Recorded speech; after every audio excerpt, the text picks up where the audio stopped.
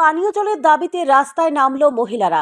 ঘটনার বিবরণে জানা যায়, ধর্মনগর থানাধীন যুবরাজনগর বিধানসভা এলাকার রাধাপুর গ্রাম পঞ্চায়েতের 7 কিলোমিটার রাস্তা জাতীয় সড়কের আওতাধীন হওয়ার কারণে জমি অধিগ্রহণ করে রাস্তার কাজ চলছে। এই রাস্তার কাজ করতে গিয়ে গ্রামে যে জলের পাইপলাইন ছিল তা বহু জায়গায় ফেটে প্রায় 15 দিন যাবৎ পানীয় জল সরবরাহ বন্ধ হয়ে আছে। গ্রামবাসীদের জলের অভাব পূরণ করতে প্রতিদিন সংশ্লিষ্ট দপ্তর থেকে গ্রামে জলের বন্দোবস্ত করছে। 2 শতাধিক থেকে 2.5 শতাধিক পরিবার রয়েছে এই গ্রামে। গত 3 দিন যাবৎ সঠিকভাবে জল মিলছে না, তাই গ্রামবাসীদের মধ্যে ক্ষোভের সৃষ্টি হয়েছে।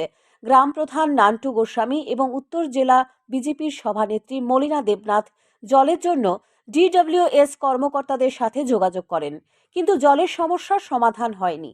এদিকে মঙ্গলবার সকালে গ্রামবাসীরা জলের দাবিতে রাস্তা অবরোধ করে। তখন মলিনা দেবনাথ গ্রামবাসীদের সাথে সমস্যা নিরসনে কথাবার্তা বলতে আসেন। সুন্দরভাবেই আলোচনা চলছিল।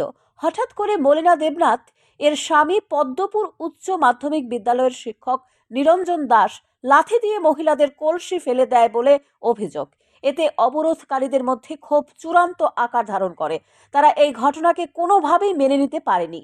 উপস্থিত মহিলারা প্রতিবাদ জানিয়ে বলে, কলসি ঘট প্রভৃতি মহিলারা পূজার কাজে ব্যবহার করে, অর্থাৎ কলসিকে লাথি দিয়ে ফেলে দেওয়া মানে মহিলাদের চূড়ান্ত অপমান করে লাথি মারা। এলাকা এই ঘটনায় পর উত্তপ্ত হয়ে ওঠে। তো জলের সমস্যা কতদিন থেকে আপনাদের? আজকে 15 দিনের উপরে। তো তার আগে জল কোত্থেকে নিতেন আপনারা? এই সপ্তাহের উপরে আমরা সব নিয়ে বসে। এখন কি সমস্যা হয়েছে যার জন্য জল সমস্যা মানে তারা পঞ্চায়েতে রাস্তা করতে, তারা কইতে এক সপ্তাহ পর্যন্ত বন্ধ থাকবার পরে জল তারা দিব, তারা গাড়ি দিয়ে জল দিত।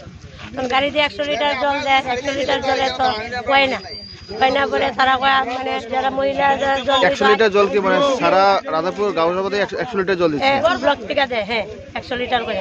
এরপরে সব দিন দেয় না, আজকে দিল একবারে, আজকে যদি দেয় কালকে দিত না, 5 দিন দিব।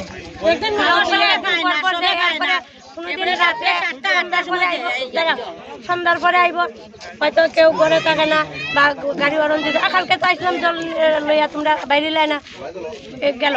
এরপরে আজকে 1 সপ্তাহ 8 দিনের পর জল পুরা বন্ধ করে দিচ্ছে। মলিনা দেবনাথ পরিবেশকে শান্ত করতে চেষ্টা করলেও এলাকার মহিলা পুরুষ কেউই মলিনা দেবনাথের কথা মানতে নারাজ।